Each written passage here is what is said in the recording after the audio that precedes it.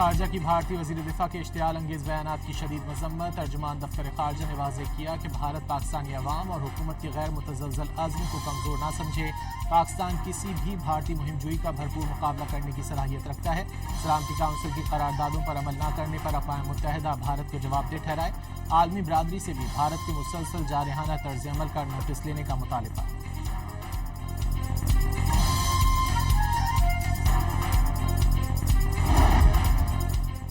جموں کشمیر بین الاقوامی سطح پر تسلیم شدہ متنازع علاقہ ہے۔ بھارت سیاسی پروپیگنڈے سے تسلیم شدہ قانونی حقائق کو مسخ نہیں کر سکتا۔ خواجہ آصف کا جموں کشمیر سے متعلق گمراہ کن اور جھوٹے بھارتی بیانیے پر شدید رد عمل۔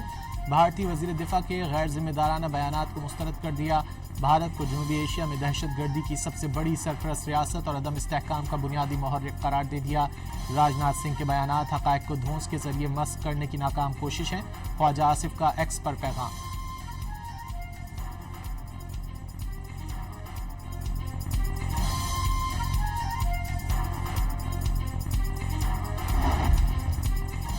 آزاد کشمیر انتخابات کا پہلا مرحلہ میرپور ڈویژن کی 13 نشستوں پر پولنگ کا عمل جاری۔ ووٹنگ شام 5 بجے تک جاری رہے گی۔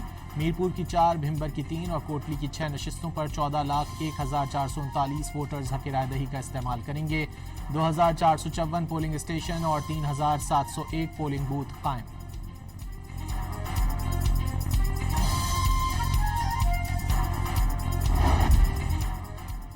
عوام میں الیکشن کے حوالے سے بہت جوش و خروش پایا جاتا ہے۔ کسی نے رخنہ ڈالنے کی کوشش کی تو سخت کارروائی کی جائے گی۔ آزاد جموں کشمیر کے چیف سیکرٹری خوشحال خان نے شرپسندوں کو سنگین نتائج سے خبردار کر دیا۔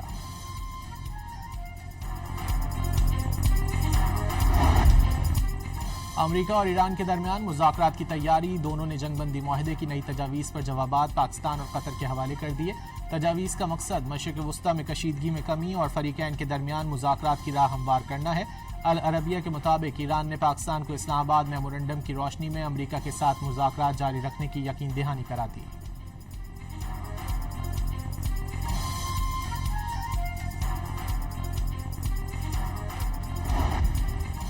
ایرانی وزیر خارجہ عباس عراقچی نے امریکہ کے ساتھ پیغامات کے تبادلے کی تصدیق کر دی۔ واضح کیا امریکہ کے جواب میں حملے روک دیے گئے۔ ترجمان ایرانی وزارت خارجہ نے باور کرایا امریکہ پیغامات کا تبادلہ کر رہا ہے، لیکن ایران کی ترجیح اپنے عوام اور خود مختاری کا تحفظ ہے۔ اسماعیل بقائی نے باور کرایا کہ اسلام آباد مفاہمتی یادداشت میں کوئی ابہام نہیں، لیکن امریکہ نے اس کی خلاف ورزی کی۔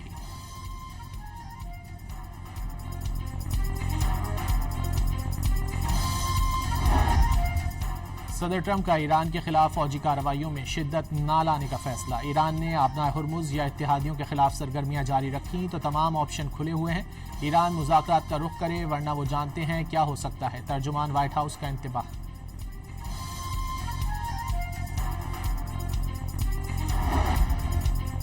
امریکی صدر ٹرمپ نے ایران کے خلاف جنگ کے دوران امریکہ کے اسلحے اور گولہ بارود کی کمی سے متعلق خبروں کو مسترد کر دیا۔ وال اسٹریٹ جرنل سے گفتگو میں کہا کہ امریکہ کے پاس دنیا میں کسی بھی ملک سے کہیں زیادہ اسلحہ موجود ہے۔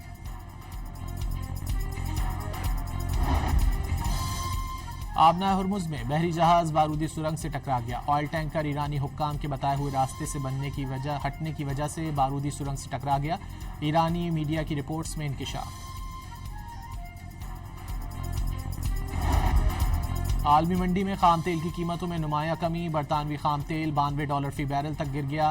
امریکی خام تیل $85 فی بیرل کا ہو گیا۔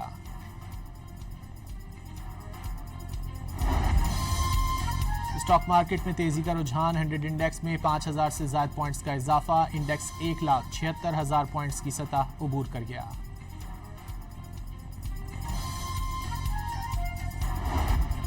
وزیر داخلہ محسن نقوی کی منصورہ میں امیر جماعت اسلامی حافظ نعیم الرحمان سے ملاقات۔ ملک کی سیاسی صورتحال، عوامی مسائل کے حل اور علاقائی امور پر بات چیت۔ محسن نقوی کا سیکرٹری جنرل جماعت اسلامی امیر العظیم کی وفات پر اظہار افسوس۔ سوگوار خاندان اور جماعت کے قائدین و کارکنان سے ہمدردی کا اظہار۔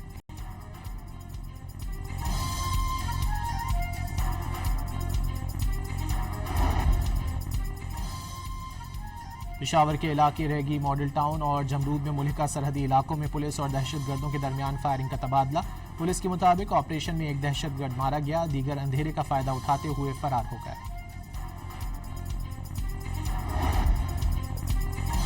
پہلا نشان حیدر پانے والے کیپٹن محمد سرور شہید کا 78واں یوم شہادت، گوجر خان میں شہید کی یادگار پر تقریب، میجر جنرل محمد عاصم نے یادگار پر پھول رکھے۔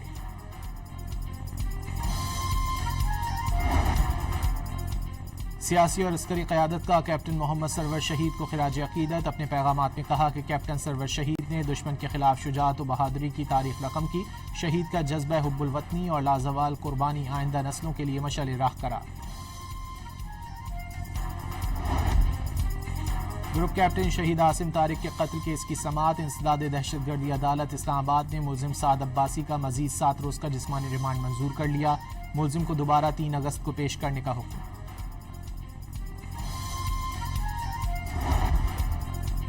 شمالی کورین سربراہ کا کورین جنگ بندی کی 73ویں سالگرہ کے موقع پر ہلاک افراد کو خراج عقیدت، کم جونگ ان، اہلیہ، بیٹی اور اعلیٰ حکام کی کورین جنگ میں ہلاک فوجیوں اور شہریوں کی یادگاروں پر حاضری، پھول چڑھا کر خراج عقیدت پیش کیا۔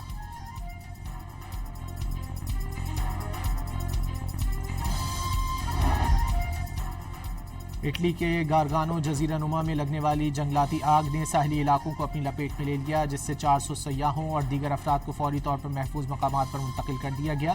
آگ پیشچی کے قریب پیلے فرابلے کے علاقے سے شروع ہوئی، تیز ہواؤں کے باعث بحیرہ روم کے جھاڑی دار جنگلات اور ایلیپو پائن کے درختوں سے مانا کورا اور زیان بے تک پھیل گئی۔ سندھ، پنجاب، خیبر پختونخوا، بلوچستان، گلگت بلتستان اور کشمیر میں آج تیز ہواؤں اور گرج چمک کے ساتھ بارش کی پیش گوئی۔ کراچی میں بھی آج بوندا باندی یا ہلکی بارش کا امکان، محکمہ موسمیات کو ڈیرہ غازی خان اور بلوچستان میں بارش کے دوران ندی نالوں میں طغیانی کا خدشہ۔